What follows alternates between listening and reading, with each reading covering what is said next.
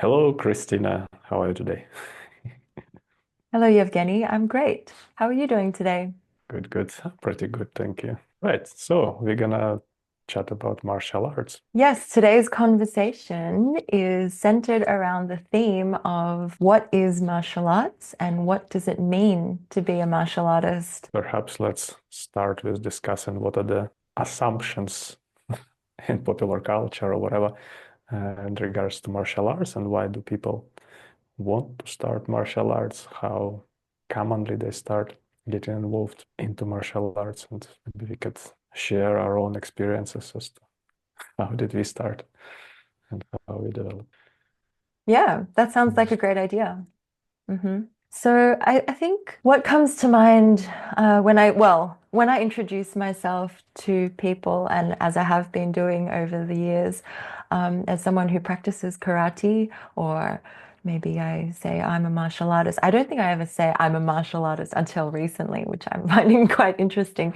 But yeah, when I tell people that I do karate, they always, they back off and they make some kind of joke like, don't hurt me, or, you know.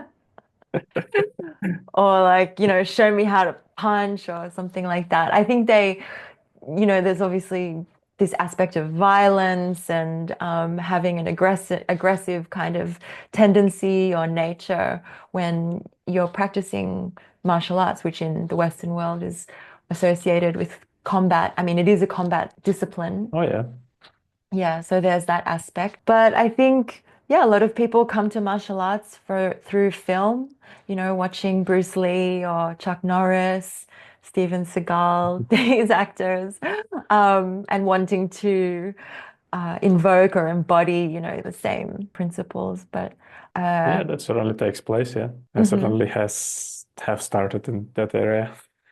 I think that was more the thing back in the 80s and the 90s, early 2000s, maybe when those movies were quite prolific.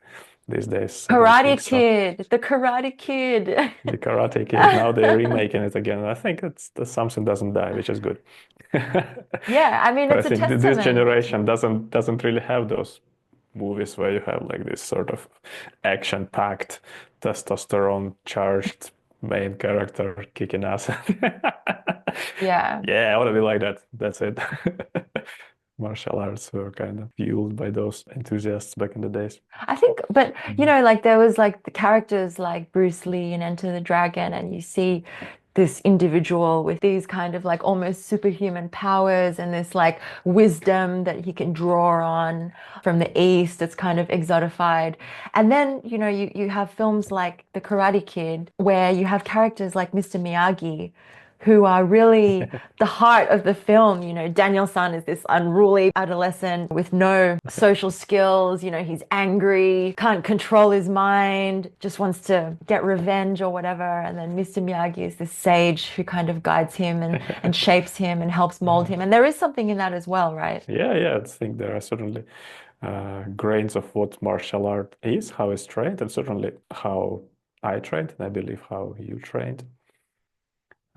So that's one of the kind of stereotypes or prevalent images that people might have in mind. But also, I think there are areas that cause people to get attracted to martial arts, which have to do with, yeah, what you mentioned in that character from Karate Kids, frustration, anger, wanting to get revenge, wanting to get stronger, wanting to feel more secure. And this could be a motivation. That could be like another stereotype. I think it's in this day and age mentality of softening, trying to phrase it more diplomatically. Let's call it softening, that the general culture of uh, Generation Z and whatever you call it. uh, Oh, you Kids who are mean stuck a on their response? computers and Right. all the ethics around it and how we are, how all the social media functions, how the so-called hate speech is banned everywhere. It's like you're not allowed anymore any aggression, or people not allowed in social Mm, media, which is a good thing, perhaps. But there is also that area of fear of anger. You know what I mean? yeah. Uh, and from that perspective, like martial arts could be seen as something like outdated approach to dealing with anger. What do you think about that sort of stereotype? What do you mean outdated approach? I think it's really current. I think so too, certainly, yeah. I definitely think that in terms of, yeah, healthy ways of expressing anger, it's like such a relevant outlet for children, all ages actually, to go somewhere where there's a controlled environment. They're allowed to explore this type of aggression in a healthy way. Yeah, yeah, absolutely. I think it's 100% relevant and will always be. I think it is the most effective way to deal with human intensity. There is this, dichotomy in in the West between the uh, innate nature of intensity, the vitality, the unbridled kind of area of vigor that is largely suppressed through social conventions, through roles in society, this and that. And when it's suppressed, it comes out in the ugly ways, in ways such as family violence or, uh, you know, abuse of substances or neurotic conditions of the mind. When this sort of area does not have correct outlet, it becomes bottled up. And traditional cultures, they have ways of channel this aspect of human nature. Hmm. But in the West, in our modern society, it is not necessarily so ingrained in our culture. So we have to have kind of ways like martial arts, which is excellent. And Mm. yeah, that would be really cool to hear from your experience. Perhaps how did you embody this aspect of your nature? Because I think Mm. it's very cool that you are a martial artist and a woman. And like I think it's so vital for women to be able to express that rage, intensity, uh, violence, perhaps. Mm. I think in women that expression is more ostracized than it is in men. Right. Yeah, I wasn't expecting our conversation to go this way. But thank you for the question. And maybe I'll start with my beginnings in martial arts because I really wasn't so keen when I first started. When I first started, I was 8 years old, and my mother actually had the vision of me doing martial arts. So as an only child, she enrolled me in a local karate school. And I think her reasons behind that were because she wanted me to learn how to defend myself as a female.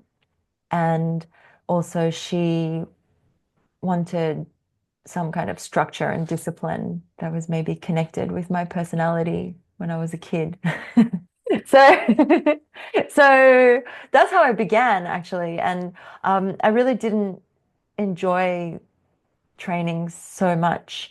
But then I think it was after the first grading when I was awarded, I must have been quite competitive because I guess I just wanted to be the best in that class that I was in. I don't fully remember many of the early sessions. But I definitely, I would watch people get disciplined and like get told to, count the bricks on the wall. I remember one of the kids, and I was like, man, I do not want to count the bricks on the wall. I'm gonna just do what I'm told here. And and I think I must have enjoyed it because in the first grading I got 3 stripes, which is quite good, I suppose. And then I think when they started reinforcing this idea that oh, you have some talent in karate, then I became more interested. And then yeah, it was really, for coordination and making friends and having an after school activity. But then as I, got into my teenage years and like this period is quite confusing, I think, for most people as they kind of like stumble through it. Yeah, I have to say that having this anchor really helped me through this period of high school and university. And I think that's when I started to connect with, the emotions and this kind of outlet for rage that you mentioned earlier.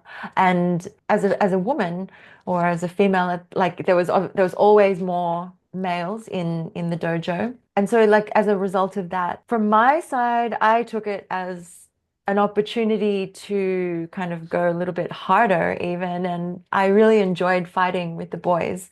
And I train with some of them still today, the same ones who I came up with as a kid. So, but at the time, I think because they were boys, like I knew that I could hit them harder, and I remember, I think my teacher would say, I don't remember him saying it directly to me, but I know that they would say, like, don't hurt the girls. But I was just like, oh, I don't care, I just want to fight. And I enjoyed fighting. And I'm not sure, like I haven't really thought about why I enjoyed fighting so much, but I think it has to do, if I reflect on it a little bit, I think it has to do with this permission to let out an aspect of my personality and myself that wants to fight, that has this mindset of mm, it's not really to be violent, because through the practice and through the years, like it's not about hurting the other person. It's more about having an aggression in order to like to control your body to do something that you didn't think you could do actually, in the context of a fight. Because it's not like I wanted to injure my partners ever, but I just really enjoyed hitting something like, and the contact between my body and let's say like the stomach, it's different to, or a pad, that contact is in a way, it releases something internally as well. What do you think? Yeah, I think it's a very good point that you made that it's not necessarily about violence. However, the perspective is that, when you are still afraid of violence or unskilled in violence, you will be violent. Whereas when you have mastered or disciplined, at least this side of your nature, Mm. then it's not going to be the case. You will not be afraid. You will have the access to the healthy expression of this intensity. And you're quite right, and I agree. It's satisfying to connect with a good punch with something or Mm. someone. Yes. It's like there is an aspect to this psychologically, which I can talk about, having to do with the aspect of the real within the psyche, which is not imaginary identity, not symbolic personality, but actual real being of you as embodied entity. It gives you, frontiers of yourself very tangibly. You know where you are at right here, right now, that you're free, uninhibited, unbridled, can fully express yourself. And when you know when those frontiers are within the psyche, there is this reliability, I would say, and freedom of expression as well, which is very important, I believe, for the mental health. Uh, because when that is absent, when there is no embodiment, no direct connection of your carnal presence in your body, that's when neurosis starts or some other condition, because human being remains identified with their identity, their image of themselves, their concepts of who they are, and concepts of others. But when all of that is gone and you only left this body and that body, and you have direct contact through the heat, through the direct expression and interaction. Okay, now we can talk about something real, something no longer in the realm of ego, in the realm of ideas, pretenses, all those symbolic identities, but actually it is as it is. And that's very healthy, I think. And that's why it's satisfying to me, at least, because it's direct, not via proxy of I am talking through the lens of my identity to you, who is perceiving me through the lens of your identity, and then we are thinking we are having a conversation. No, we are actually having a direct communication. That's why there are all those like cliche, perhaps, expression in the martial arts folklore, like you can only know a person in a fight, something like that. I think before we move on, I'd love to discuss a little bit, the role of discipline and this idea that we're kind of dancing around, like in terms of what sets martial arts as like what sets martial arts apart from normal sporting activities. It's pretty much immediately like as a white belt. I mean, there's first of all, there's this like grading system. There's like the white belts, so you're very clear where you are in this hierarchy. And then you have the master, who's the top of this pyramid, the master-student relationship that develops, and the way that you interact with this person, and the way you consider them as your guide to teach you these skills.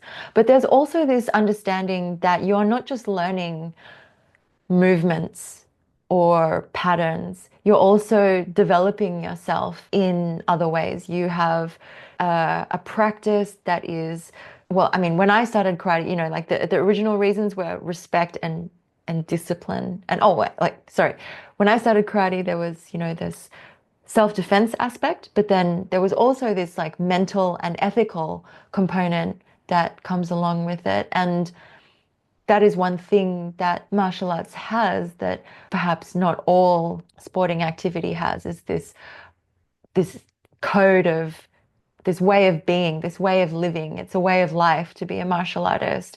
It's not just what you're practicing. There's so many different martial arts, taekwondo, karate, kung fu, qigong, but I think underneath all of the martial arts, you have the practitioners who see it as a life practice, who see it, I mean, the ones who stay, they see it as a practice for their lives of continual development of their character, continually returning systematically to these forms, having the consistency and developing an understanding of not only their bodies, but developing themselves emotionally, to confront fear, as we've already touched on, and leaning into these edges that you've mentioned, like these frontiers of, where is my limit? How can I push? How can I lean into this limit? This comment that you made about you only know someone when you in the fight. You get to see the real person when they fight, which is true. You see the way you react. It's not just in the attack. Personally, I can say that this quality of being patient and having patience, for me, it's an ongoing developing and evolving understanding of what patience means.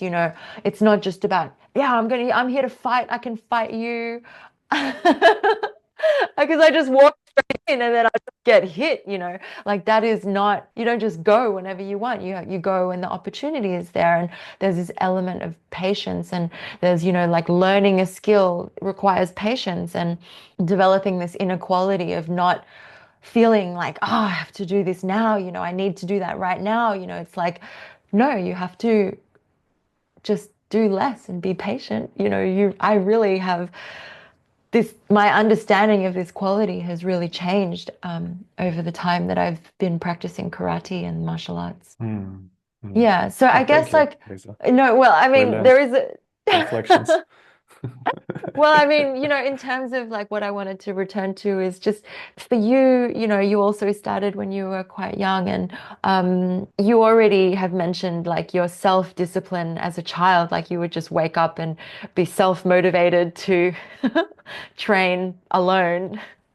I'm just curious how you responded to discipline in a group, and also perhaps you could talk a little bit about your relationship with your teacher and maybe some of the insights you have around that. Yeah, definitely. Well, yeah, like you said, the discipline part was never really hard for me because I disciplined myself to a large extent. Maybe that's part of my nature. But I think the important part about discipline is, well, I return to it later after I've discussed our own experience. Yeah, isn't the martial arts container training? I always loved the whole situation. I think it's like the healthiest way human beings can organize you know, communal affairs. Because, well, coming back to what differentiates martial arts from other sports or arts that use the body, is that martial arts tap into that aspect of the human being, which we call the drive, and the drive is not necessarily pretty. It's that area, well, psychoanalytically, we discern it as something that contains all these kernels of aggressivity, narcissism, egotism, like libidinal cruelty, the very blueprint of cruelty, of violence, of greed within human being. That's within the drive. That's the innermost motor force. I think within Buddhism we call it craving or tanha, which motivates human activity of becoming, and if we go further, getting stuck in samsara and whatever. That's what we tap into when we try to discipline and master ourselves, and that's what I have certainly encountered in myself. And I tried to, well, when I did practice martial arts and other arts having to do with the body, and I think martial arts does tackle that area quite good, provided it is practiced ethically, with correct ethical guidelines, which any decent martial art would have. There are ways of behavior, definitely the huge element of respect. How do you respect the teacher? How do you respect your fellow colleagues in the martial arts, students you train with, your opponent? How then you learn to develop self-respect on the basis of it? Firstly, externalized respect and respect of others. And through that, I think we develop dignity of how to deal with our own drive, because we know that there are impulses from within that are not necessarily beautiful, and virtues that need to be restrained or suppressed. And not all of them, not drive actually, pure drive cannot be psychologized. You cannot really therapy yourself out of it. Psychoanalysis showed it very, very well, that you have to tackle it on the level of the body, develop this bodily fortitude, endurance, and actual direct channeling of the drive, but in a virtuous way, in a way that is restrained by the boundaries of discipline, ethical conduct, respect. So when I reflect on my training in martial arts, that was definitely a big takeaway, and that's the part that I enjoyed, the ethical expression of the drive. When people have this capacity to ethically and clearly, correctly express themselves, their drive, their inner vigor, without that residue of maliciousness or greed or animosity, it's beautiful. I think it's very noble. And in my opinion, it requires bodily discipline. That's why we have all these ways, how we conduct the body, how we perform certain sequences, how we have techniques that we polish, how we have Yeah, certain rituals of respect, how we bow, for yes. example, to the teacher. It needs to be embodied because your drive is in the body. It's not the mental thing, not mental thing alone. Totally. I think these rituals of respect, like from the outside, I guess it doesn't seem like it's quite normal to constantly bowing to, you greet someone and you bow down. Like it's not an ordinary way of interacting in the West, maybe, but it plays a role in the mind, because another quality that needs to be, well, another quality that is embodied is that of humility and how to practice that in everyday context. It's not like, we have an exercise where we train, you count numbers and you have to be humble. It's like just through the respect, like at the beginning of the class, there are rituals of acknowledging the lineage. Then there is, the greeting and acknowledgement of your peers, and also, those who are your teachers, the seniors in the class. There's this implicit soaking in of the sense that although whatever you may be outside of the dojo, when you enter the dojo, you have a sense that, like, I have something to learn here. You're always, even if you're a black belt, you are there as a student, because you're a student of these arts. But I really found what you were saying about the bodily discipline that is trained an example of that, I think, because I think for some people, when they think about bodily discipline, it's like it can be a little bit abstract, like if you haven't done it yourself.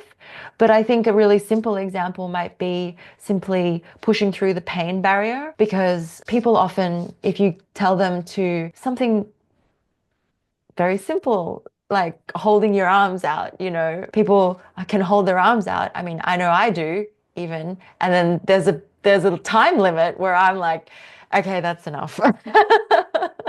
But I know that, you know, for something to happen internally and also for my bodily development, I have to go beyond this pain barrier. And this type of systematically approaching the pain barrier through very simple exercises through the body teaches you about your own limits and teaches you how to push into them and move them actually. And I think that is Yeah, yeah, yeah, directly related absolutely. with this craving thing where, you know, yes, you are this, it's not that you're, I mean, you are suppressing yourself, but it's not, it's also that you can sit with this discomfort because you know that it's beneficial. Yeah, yeah. Yeah, yeah, yeah. Yeah, that's something that needs to be trained, absolutely. Yeah, And this is I the see it training. time and time again how people who haven't got it trained into them physically, systematically, they struggle in some ways, one way or another, mentally, psychologically, because that bodily discipline is not there. Not everything, like I said, can be sorted out on the level of the mind or the level of the psyche, because we are not just that. The body needs to be approached through the body. I also think confidence is also connected with this bodily knowledge and bodily training because it's like when, you know, for example, I know there's a student in my karate school and he has difficulty with jumping and we jump over boxes, you know, as part of the warm up and plyometrics. So he can't pick up his knees. I mean, he can, but he's working on it. So this student can't real is not very good at jumping, but it's because they have never jumped. And when they see themselves after doing the same jump, you know, failing, falling, everything, getting up, trying again for weeks and weeks and weeks, finally gets up on the box. And you're just like, ah, okay, so now you know what to do. It's like something clicks in that you can't speak about. And suddenly Yeah. being able to do that movement with their body, it gives them a sense of, ah, I just did something I didn't think was possible. And now I've done it. And they can take that information and apply it in different ways to other things that they at first might believe are not possible, but then they're able to do it. And it's interesting because I mean, why do you think this is different in martial arts compared to, say, basketball? Well, some aspects are the same, like what you said. Somebody can learn a skill which they didn't have before and gain great deal of confidence through that. But in basketball, nobody's gonna approach you and hit you in the face. Uh, in martial arts, they will. Right. Yes. And you got to, learn how to counteract that or Yes. how to conduct yourself in relationship to that. Right. That's a Oh, you different just, story. yeah. It's a, direct experience of violence. There is violence. You're gonna get hit. Mm, And I think the correct classical, I would say, process of training martial arts is that you encounter violence and learn how to deal with it. You get hit, mm, you get bruised, you get injured, perhaps even. You inflict violence on another human being in a controlled manner, in a consensual manner. But it is the crux of it. Yeah. mm-hmm. You learn how to encounter it. That's different. That's very important. That's very direct. I think that's very, like in other activities, when you say use the body, there is still the way to express it, but it's kind of veiled. It's sort of around. It's like when people play sports and there are occasional acts of violence within the sport. You see the lower, like Australian footy, like somebody's getting a red card or whatever for elbowing another person in the face or something like sneakily, that they Mm, kind mm, of mm, sneakily do it. I think that's ugly. But when you directly do it and learn how to directly express it or counter it, that's a different story. mm-hmm. What do you think in this regard? Yeah, it just reminded me of, you know, the reason why my teacher, ninth Dan Hanshi, George Barunas, when he started martial arts and he was in his 20s and he was a new migrant to Australia and people didn't really like European migrants at the time, especially Greek ones and Italian ones. Had all different types of names for them. And he was in Marrickville, which is a sort of inner western suburb in Sydney. And a guy approached him and he tried to attack him, I think, when he walked out of the pub, or he just, called him some name and then he tried to attack him. And my coach just like he was really scared. He just like lifted his arm up quickly to try to protect himself. And as he did that, the guy that tried to attack him, said to his mate, "Oh God, he knows how to fight. Let's get out of here," or something. And they left him alone. And that's at that moment, my teacher thought, oh, I better learn how to defend myself because that's not going to work every time, you know? And that's when he It's a started brilliant story. learning. Yeah, that's when he started, like, he looked up a karate school and he started taking up karate lessons.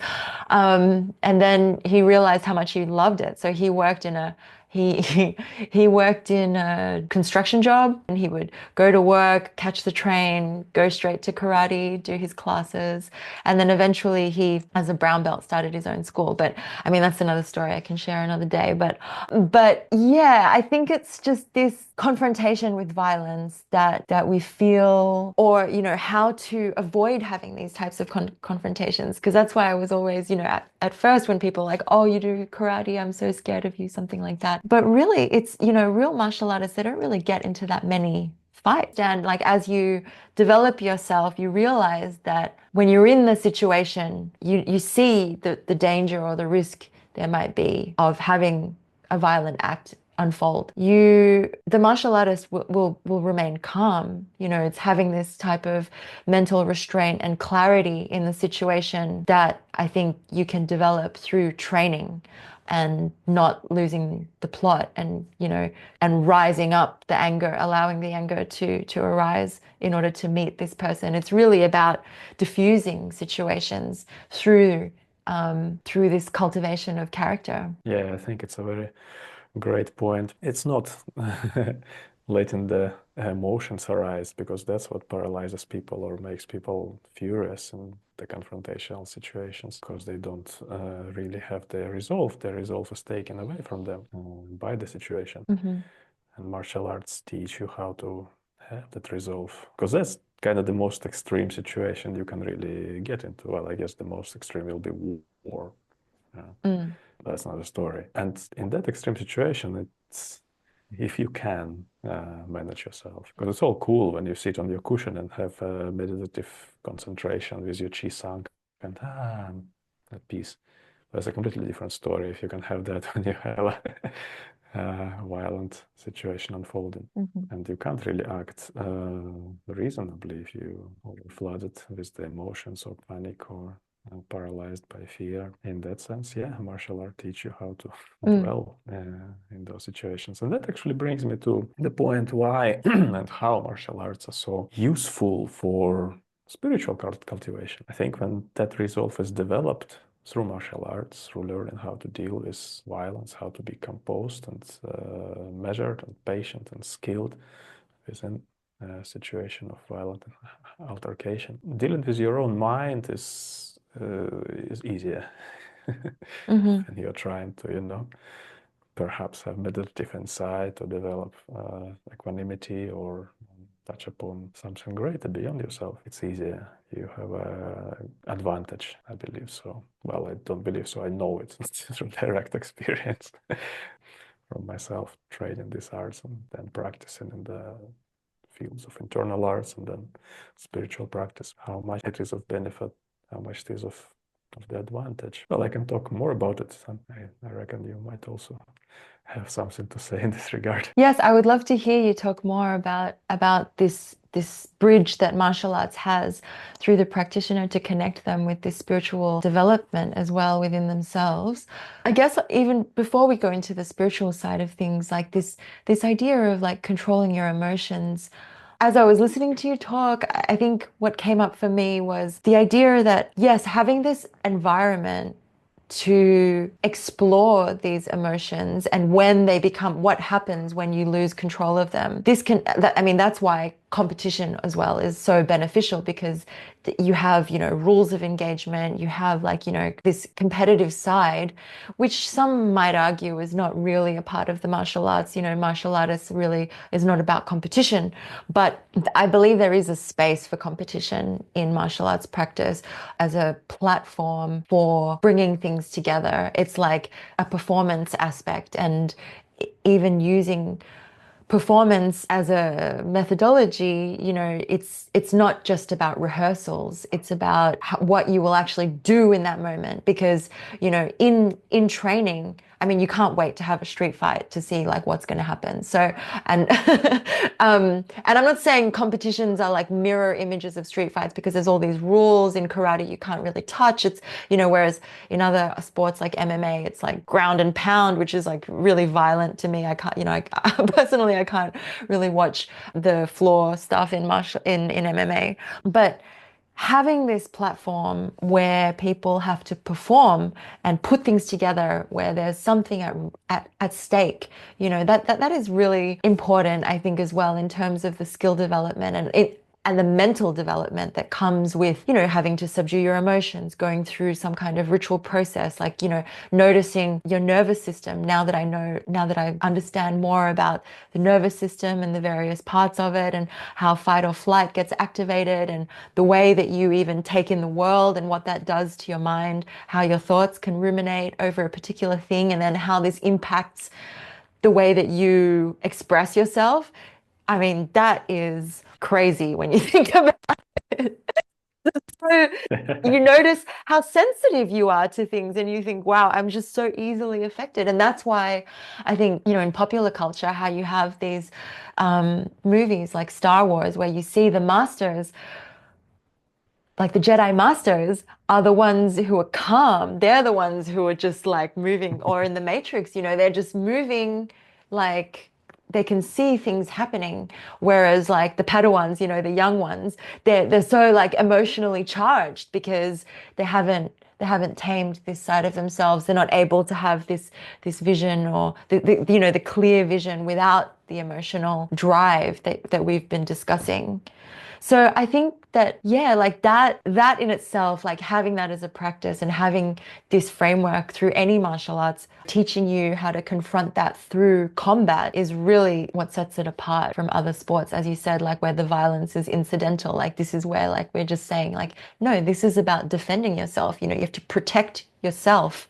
It's not about just winning or scoring. Yeah. But I think Yeah. what I would like to come back to the point that you were beginning to go into, in terms of like, how can martial arts help us understand ourselves on a spiritual level? Yeah, yeah, yeah. Yeah, you already started talking about it with the example of competition and the subduing of the emotions and seeing the proliferation of the mind. Yeah, I agree. Competition's definitely that frenzy, the anticipation gives you the insight of how much mess there is inside heart, mind, that aspect of your nature.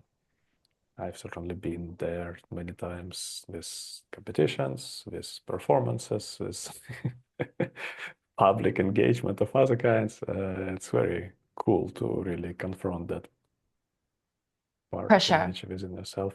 Pressure, yeah, yeah, of course, pressure. And the pressure things come out. And that's actually a big principle of spiritual practice as well. There is certain Mm. pressure that is created through the discipline of spiritual practice. Spiritual practice is not like we are all one kind of thing. That's not spiritual practice. That's new agey, horseshit. Pardon me. Spiritual practice involves discipline. That's the first thing about spiritual practice. What every spiritual religious tradition, the first thing that give you precepts, commandments, rules of moral and ethical conduct. Mm. But these are Not about to yeah. Sorry, go on. not to make you, not to, delimit you or to make you into a nice person.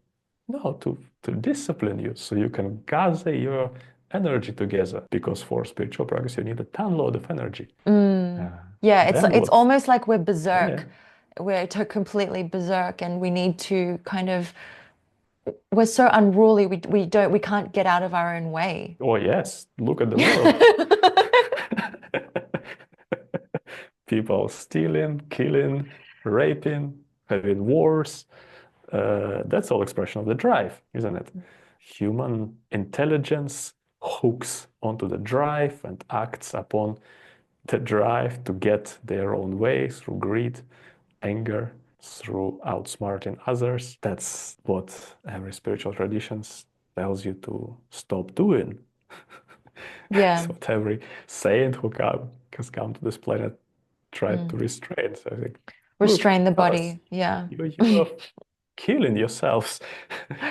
Yeah. And you don't really need to restrain the body. You need this deep inside, the compassion that how can you hurt other people really if you have a heart, if you have an Mm. access to your heart really. Well, many people have only access to their drive and to their emotions, and they think that those are important.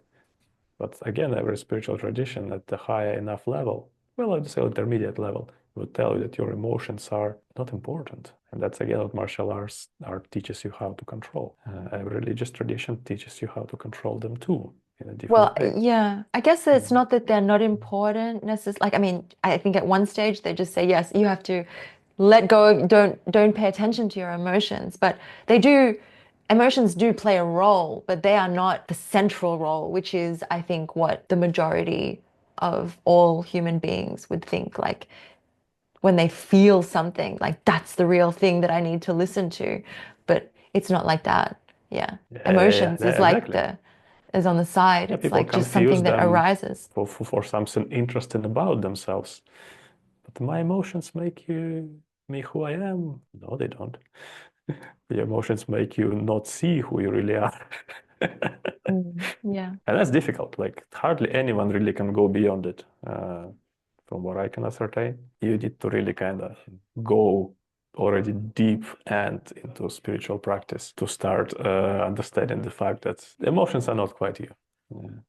That you are not of the same glue, that something about you is deeper, much more refined.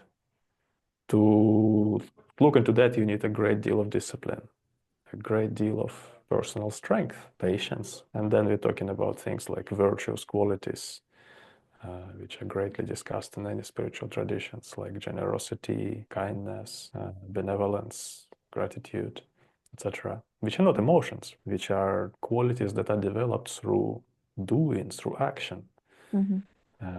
wholesome action, wholesome karma. To have strength to do that kind of action, to choose in the situation where you can choose greed and violence and anger and vindictiveness, to choose let go, release, forgiveness, kindness, requires personal strength. And that strength needs to be developed on the level of the body Mm, first, and then on the level of the focus, the use of attentiveness, then under pressure. That's why martial arts are excellent. They give someone that basis of being able to carry out their virtuous qualities under pressure, their discernment, their um, patience, their resolution, their capacity to deliver mhm, power in the appropriate moment. mm, Very, very important qualities for spiritual practice. mm. There is also this other side of martial arts that is not so much connected with the delivery of power, but there's also this steadiness that is part of the development. I remember when I got my first canvas gi, and my teacher told me that I can't have the gi unless I fold it correctly. So we learned about how to correctly fold this piece of clothing and also particular ways of tying the belt, keeping the belt, keep taking care of your items, not just doing things like haphazardly, and also, even how to stand straight, not hunched over, and like, how to shake hands, how to engage with someone respectfully is to look them in the face, to look them in the eyes. All of these things are part of the martial arts discipline that we get taught from. It becomes part of your way of being. And I think it also contributes to this sense of stability and reliability and steadiness that is also conducive to spiritual practice because as you develop I believe, as a spiritual practitioner, these qualities, they get even more, they become even more strengthened. And it's noticeable in the way that you can hold yourself through difficulty, the way that you can hold yourself if someone comes to you for help or when you need to be there for your family. So, yeah, I think there's just something about it's not just calmness, it's the steadiness that I think is also very translatable across martial arts to spiritual practice. And that this is a wonderful set of points that you made. Yeah, I think it tackles very well the usefulness of martial arts for life and then for further development of a human being, because the human being has a potential which is to go beyond themselves, to touch upon something much, much greater. Mm, And well, why not happen to that potential? mm, Why? Why not? Why, if you have the opportunity? I think mm, that's like for me, it's certainly a great deal of interest and great deal of my passion in life. Like, how mm, can you use these faculties of this human life, this human being, to touch upon something divine? mm. Mm. But it is interesting as well, like in terms of that, the knowing and the embodied understanding that comes through the contact with chi or this development of embodied practice with through combat, you know. It's almost like this way of training can deliver things that are difficult to express in words, but then you have with the embodied understanding through specifically martial arts training and moving between external and internal arts, how these I think is it interoception or is it Proprioception, probably you're talking proprioception? about. Right. It's where, you have this, you develop this internal understanding of your you begin to experience your body and the way that you connect with fear and other emotions through martial arts. And that also gets translated, but not in words into your practice because spiritual practice is largely, resting on meditation or practices that are happening in the mind. Yeah, yeah, yeah, yeah. Yeah, that's cool that you mentioned chi in this regard because chi is a medium, a pivot between this ordinary conditioned mind and the soul. To touch upon chi, uh, one needs first a solid anchor in the physical form, that very proprioception which you mentioned. You need to know where you are in space, where your body is. So that gives you a chance to tap into chi, because where you're going to tap into chi inside your body, to first be able to reach that peak of intensity through physical movement, physical expression, which martial art is excellent for. That's what one needs to be able to tap into chi. Chi is not vague and, intangible, which there is in some expression of it. It can also be very, very tangible and very strong when it's developed. The intensity of the experience of chi very much matching the intensity of martial arts training. But I guess that's a topic in its own right, which we can discuss some other time. What Maybe I next just wanted week. to, yeah, pinpoint is that martial arts is a great springboard for it. Great. Well, I think that's a great place to leave it off. And we even have our topic for next week. Very much so. Thank you.